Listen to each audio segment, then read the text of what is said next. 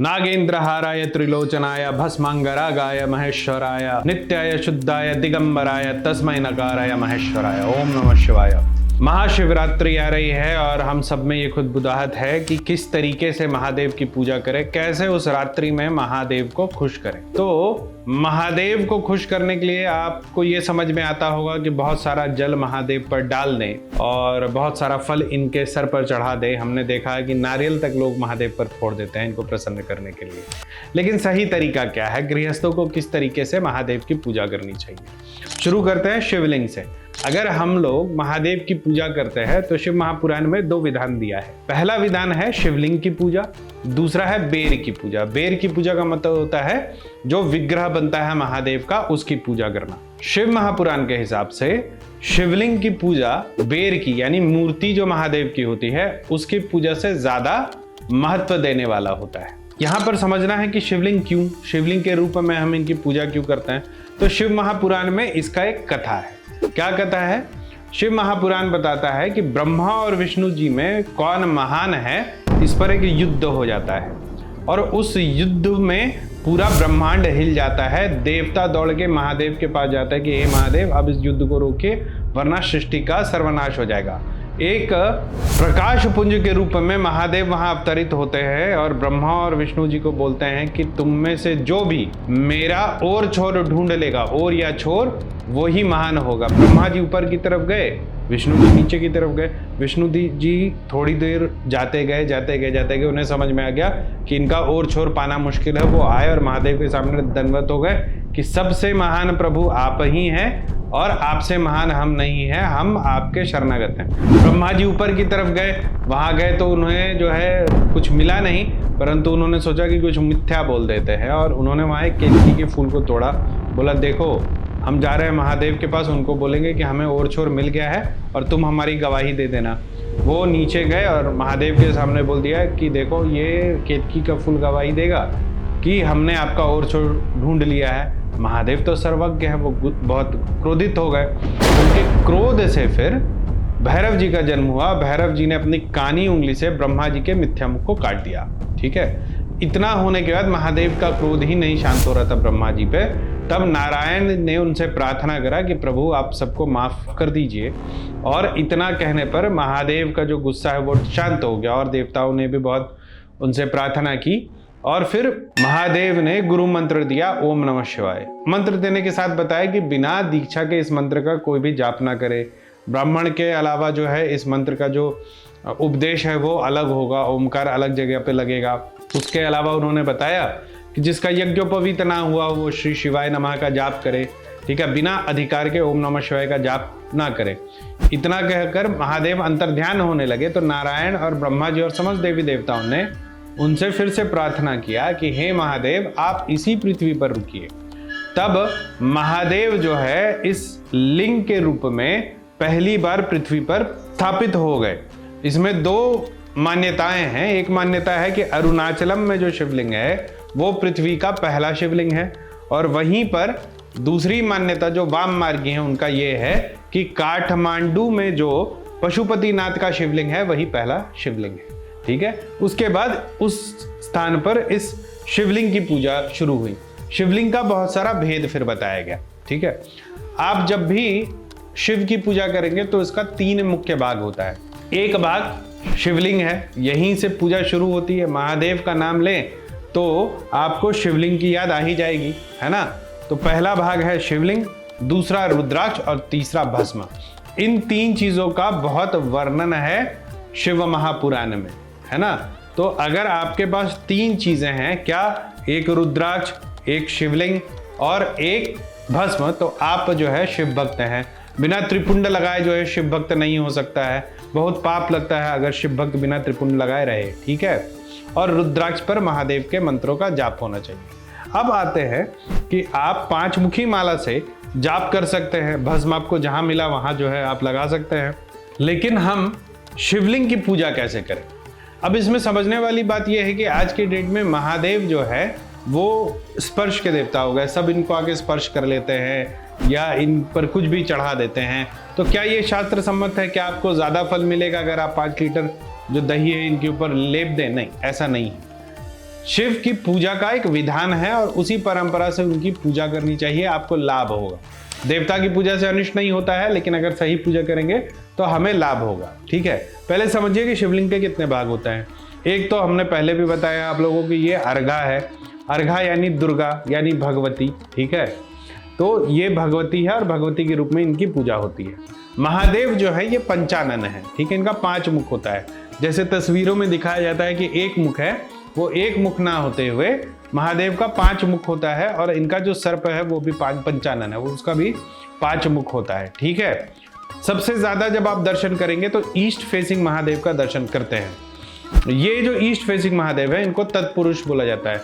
ओम तत्पुरुषाय विद्महे महादेवाय धीमहि तन्नो रुद्रा प्रचोदयात्। जब महादेव शिवलिंग दे करके, शिवलिंग के रूप में स्थापित होकर के फिर अंतर्ध्यान होने वाले थे, तो उन्होंने बोला था कि मैंने रुद्र और शिव को पहले ही पृथ्वी पर काम के लिए रखा हुआ है। अब भैरव भी आ गए और दुनिया का जो है अब जो संकट है वो जल्दी टलेगा। तो ये रुद्र है। ठीक है, इनकी पूजा की जाती है जब आपको एक समन्वय चाहिए अपने मटेरियल लाइफ में और आपके स्पिरिचुअल लाइफ में। आपको सिर्फ स्पिरिचुअलिटी चाहिए तो भी ये मुख नहीं है, अगर आपको सिर्फ मटेरियल लाइफ में आगे बढ़ना है तो भी ये मुख नहीं है। ठीक है, एक बैलेंस, एक गृहस्थ के लिए सबसे उत्तम मुख होता है तत्पुरुष मुख। इसकी अगर आप पूजा करेंगे तो जीवन में एक जो है सद्भाव आपका बना रहेगा। मैक्सिमम मंदिर में आप देखेंगे कि जो पंचायत बैठती है, शिव पंचायत, अर्थात महादेव, गौरा, गणपति, उनके पुत्र स्कंद और साथ में नंदी महाराज। नंदी महाराज श्रापित है तो नंदी महाराज के आगे कछुआ को रखा जाता है। नंदी महाराज सीधे महादेव को नहीं देख सकते हैं। ठीक है, तो तत्पुरुष को इसीलिए हर जगह जो है आप जब भी देखने जाएंगे, हर ज्योतिर्लिंग में ज्यादा दर्शन जो है तत्पुरुष की तरफ से ही करवाया जाता है। तत्पुरुष मतलब फेसिंग ईस्ट। उसके बाद है दक्षिण। दक्षिण मुख जो है वो अघोर मंत्र वाला, अघोरभ्यो अथ घोरेभ्यो घोर घोर तरेभ्य।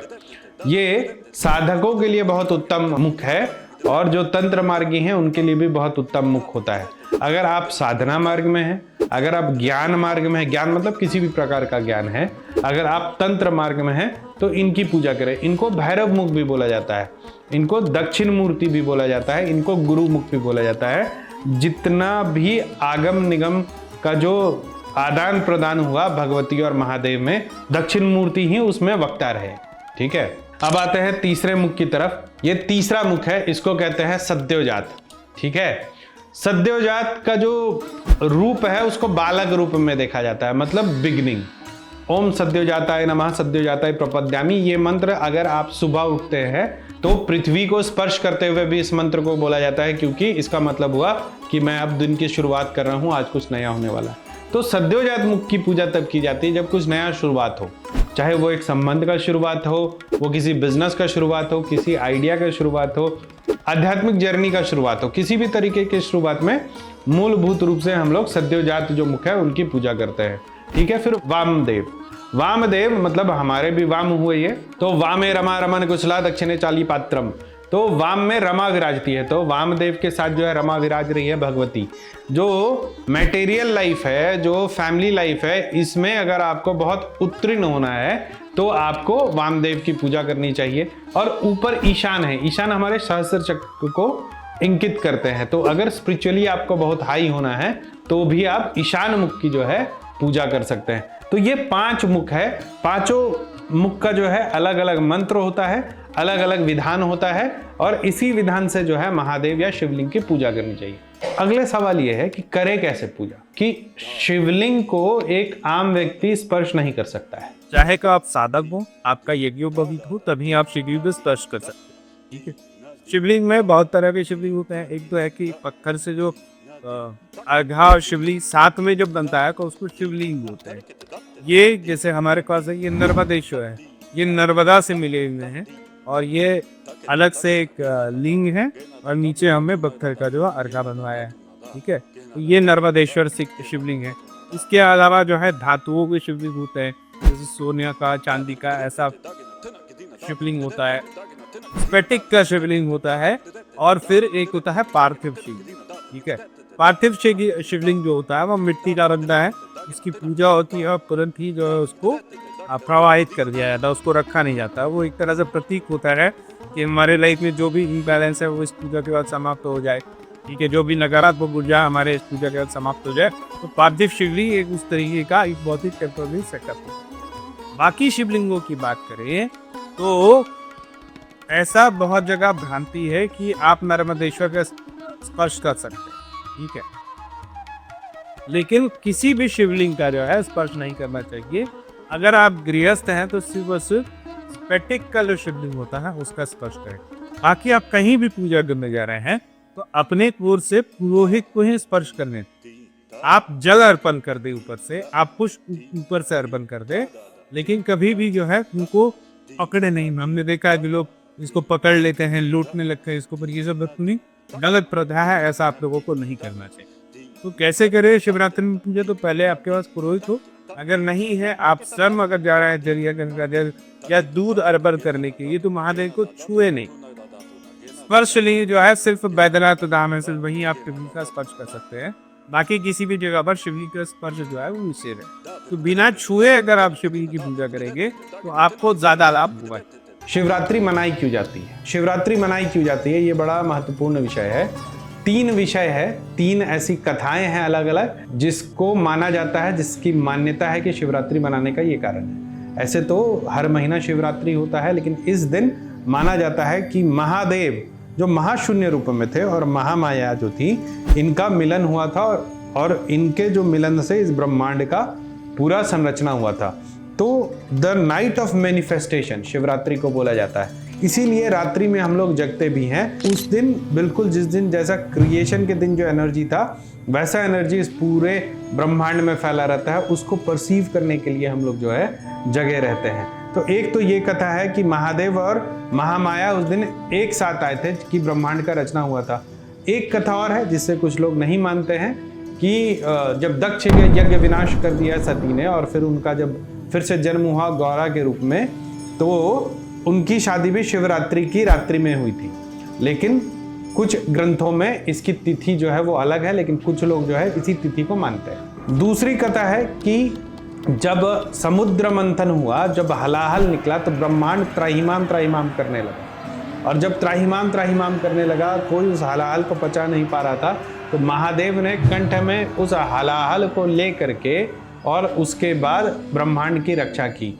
इस रात्रि को भी शिवरात्रि के रूप में मनाया जाता है और माना जाता है यही शिवरात्रि। तीसरी कथा है कि इस रात्रि में महादेव ने अपनी शक्ति का परिचय दिया था और तांडव किया था, और इनके तांडव से उस दिन सिर्फ विनाश नहीं हुआ था, विनाश के बाद पुनः संरचना और लोगों का जो है लालन पोषण सब हुआ था। तो ये रात्रि को उस कारण से शिव की महारात्रि बोला जाता है।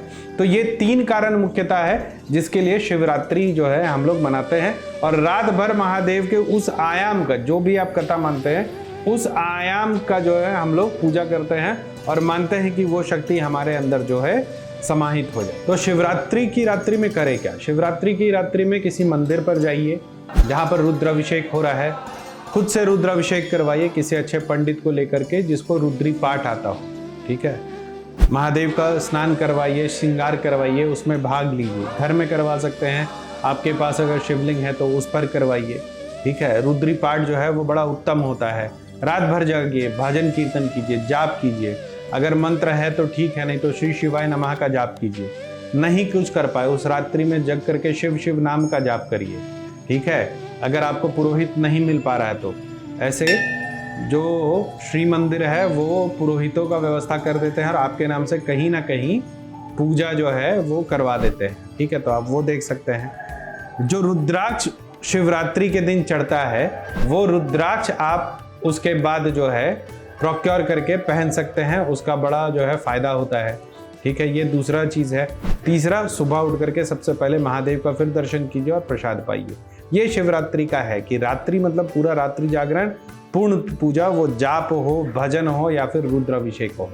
महादेव की पूजा करने वालों का एक तो हर शिवलिंग से जुड़ाव होता है और विशेष पूजा जो होता है वो 12 ज्योतिर्लिंग का होता है। सबसे ऊपर में केदार महादेव बैठे हुए हैं, ठीक है। फिर हमारे झारखंड में देवघर में आप जाइएगा तो बैद्यनाथ धाम है जहाँ पर रोग मुक्ति होती है। फिर महाकाल हैं और उनके बगल में ओमकारेश्वर हैं। गुजरात चले जाएंगे तो आपको 2 ज्योतिर्लिंगों के दर्शन होंगे। एक है नागेश्वर ज्योतिर्लिंग, दूसरा है सोमनाथ ज्योतिर्लिंग। महाराष्ट्र में आप चले जाएंगे तो फिर 3 ज्योतिर्लिंगों के आपको दर्शन होंगे, एक भीमाशंकर, एक घृणेश्वर और तीसरा त्र्यंबकेश्वर। उसके बाद साउथ में हम जाते हैं तो रामेश्वरम, जो श्री राम ने खुद स्थापित किया था, और जब आप हैदराबाद से कुछ 100 किलोमीटर जाते हैं तो आपको मल्लिकार्जुन ज्योतिर्लिंग का दर्शन होता है। तो ये 12 ज्योतिर्लिंग है जो बहुत महत्वपूर्ण है, हर जगह जाकर के पूजा करना चाहिए। शिवरात्रि में अगर इनमें जा सके तो जाइए, वरना अरुणाचलम जाना चाहिए जो पहला शिवलिंग माना जाता है, या फिर नेपाल में काठमांडू में पशुपतिनाथ। श्री मंदिर के सौजन्य से ये वीडियो आप तक पहुंच रहा है, और इस बार ओमकारेश्वर ज्योतिर्लिंग में श्री मंदिर का एक पूजा हो रहा है, और वहां से जो ब्लेस्ड रुद्राक्ष है ये आप लोगों तक पहुंचा देंगे, और जो पूजा करना चाहते हैं वो इनके माध्यम से पूजा करवा सकते हैं।